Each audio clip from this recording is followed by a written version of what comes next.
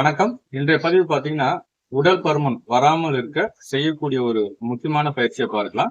இதுல உணவு எடுத்த பிறகு செய்யறதா இருந்தா ஒரு 3.5 மணி நேரம் சென்ற பிறகு செய்யலாம். லிக்விட் டயட்டா எடுத்தீங்கன்னா ஒரு 1/2 மணி நேரம் சென்ற பிறகு செய்யலாம். பெண்களை பொறுத்த வரைக்கும் மாதவிலக்கு ஏற்பட்ட தினங்களில் இந்த பயிற்சிகள் என்பது செய்ய வேண்டாம். நம்ம போடக்கூடிய பதிவு உங்களுக்கு பிடிச்சி இருந்ததுன்னா நம்முடைய சேனலை சப்ஸ்கிரைப் செய்யுங்க, ஷேர் செய்யுங்க. இப்போ இந்த பயிற்சி செய்யும் பொழுது உங்களுடைய கையில் சேருகின்ற கொழுப்பும் குறையக்கூடிய ஒரு நிலையை நம்ம பார்க்கலாம். அதே போல தொடையில் சேருகின்ற கொழுப்பும் குறையக்கூடிய ஒரு நிலையை நம்ம பார்க்கலாம். அதே போல உடல் பருமன் முழுமையாக குறையக்கூடிய ஒரு நிலையும் பார்க்கலாம். அதே போல இன் ஃபியூச்சர்ல வராமல் தடுக்கக்கூடிய ஒரு ஆற்றல் என்பது இந்த பயிற்சிக்கு உண்டு. இதுல சக்கரவியாதிக்கும் ரொம்ப நல்லது. அதே போல நம்முடைய கல்லீரல், மண்ணீரல், பித்தப்பையை ஸ்ட்ரென்தன் பண்ணும். பெண்களுக்கும் ஒரு மிக சிறந்த ஒரு பதிவாக நம்ம பார்க்கலாம். மோஷன் ப்ராப்ளத்துக்கும் ரொம்ப நல்லது. கேஸ்ட்ரிக் ட்ரபிளுக்கும் மிக சிறந்த ஒரு பதிவு இது. இப்போ பயிற்சியை பார்க்கலாம்.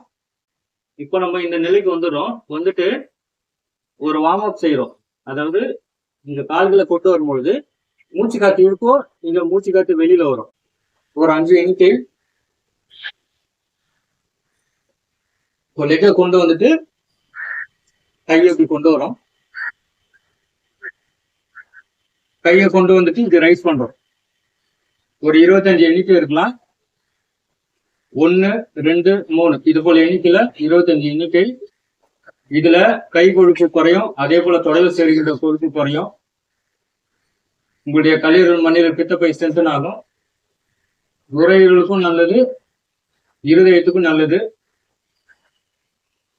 ஆஸ்மாவுக்கும் ஒரு மிக சிறந்த ஒரு பதிவாக பார்க்கலாம். தைராய்டு கிளாண்டுக்கு நல்லது. உடல் பருமன் வராமல் தடுக்கக்கூடிய ஒரு நிலையை நம்ம பார்க்கலாம். அதே போல தொப்பையும் வராது.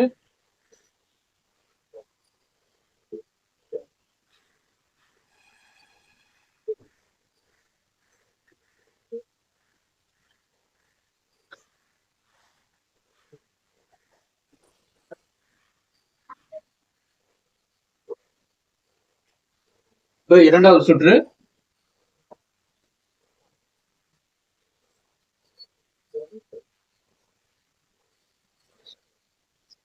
உங்களால எந்த அளவுக்கு ரைஸ் பண்ண முடியுதோ ரைஸ் பண்ணலாம்.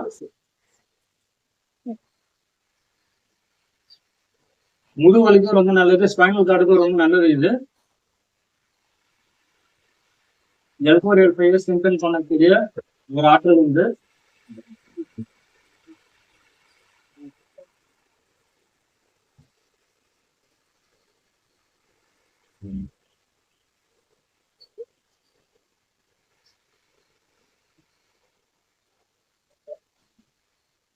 ஆசனங்கள் செய்யும் பொழுது கண்டினியூ நம்ம ஒர்க் அவுட் பண்ண வேண்டாம். ஒரு ஆசனம் செய்து முடித்த பிறகு ஓய்வு எடுத்த பிறகு அடுத்த பயிற்சி என்பது செய்யலாம். இப்ப நீங்க ஃபார்வர்ட்ல பெண்ட் பண்ணீங்கன்னா பேக்வேர்ட்ல பெண்ட் பண்றது என்பது ரொம்ப முக்கியமான ஒன்றா நம்ம பார்க்கலாம். இப்போ உங்களுக்கு ஹார்ட் ப்ராப்ளம் இருக்கு, IBP இருக்கு, ஸ்பைனல் கார்ட்ல ப்ராப்ளம் இருந்தால் ஃபார்வர்ட்ல பெண்ட் பண்ணி ஆசனங்கள் செய்ய வேண்டாம். நன்றி, வணக்கம்.